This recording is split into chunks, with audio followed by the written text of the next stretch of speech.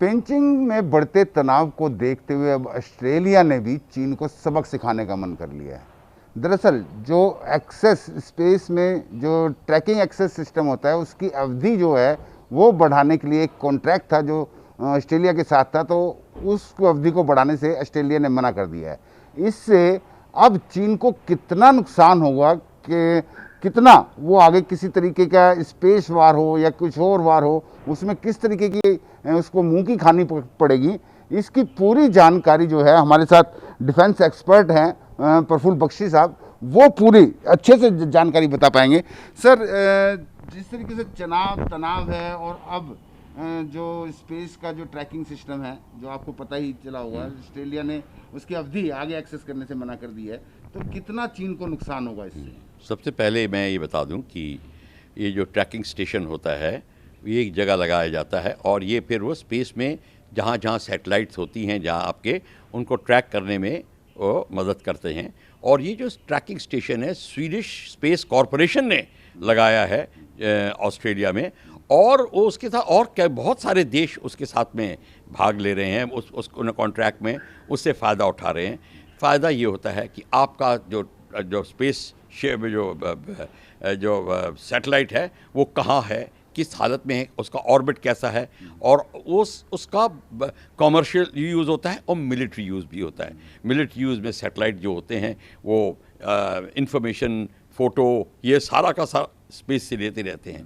पर अभी जो चीन के साथ जो बढ़ते हुए तनाव ऑस्ट्रेलिया के में देखे हैं, जो साउथ चाइना सी में जो देशों का सारे देश चीन के ख़िलाफ़ हैं, भारत किधर खिलाफ़ है, और इन सबको मद्देनज़र रखते हुए स्वीडिश स्पेस कॉरपोरेशन ने जो भी अपना अंदर से उनका जो रीज़न है उसने ये नहीं बताया, पर ये कहा कि हम ये आगे कॉन्ट्रैक्ट नहीं करेंगे। अब जो आगे कॉन्ट्रैक्ट नहीं करेंगे तो इससे चाइना को बड़ा फ़र्क पड़ेगा, क्योंकि इस समय उसको अपने सैटेलाइट्स की इंफॉर्मेशन, उनकी ट्रैकिंग की बहुत ज़रूरत है, और मिलिट्री रीजंस में भी वो इस्तेमाल करेगा।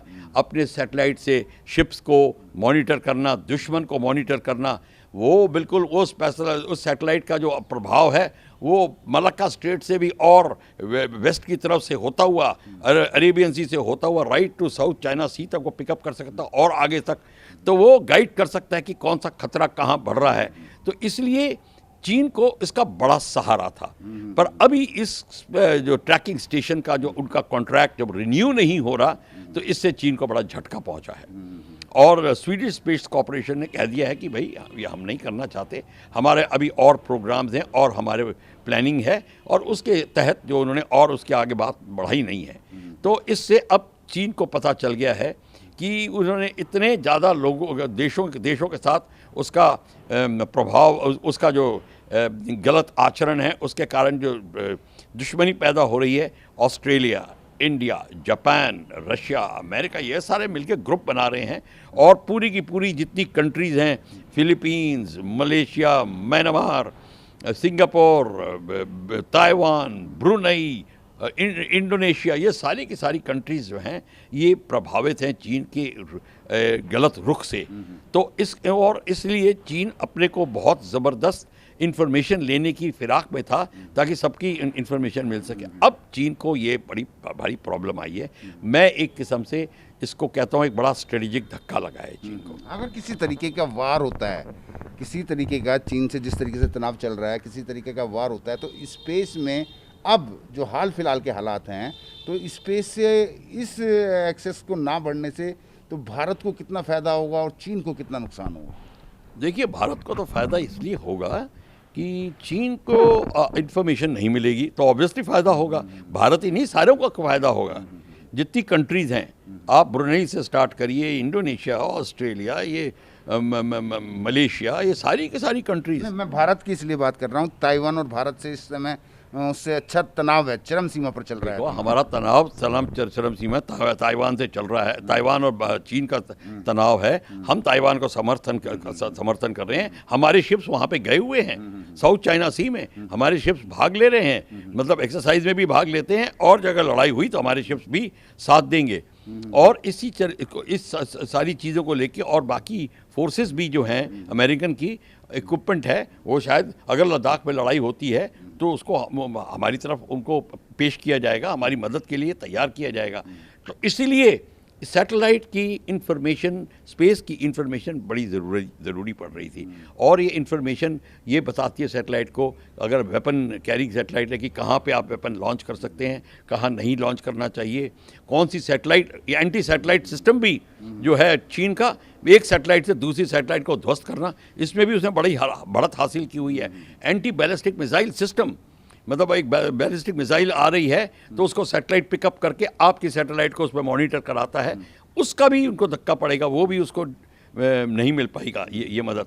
तो एंटी सैटेलाइट वॉरफेयर में मदद नहीं मिलेगी, सैटेलाइट टू सैटेलाइट वॉरफेयर में मदद नहीं मिलेगी, सर्वेलेंस जो सैटेलाइट से कर रहा उसमें मदद नहीं मिलेगी।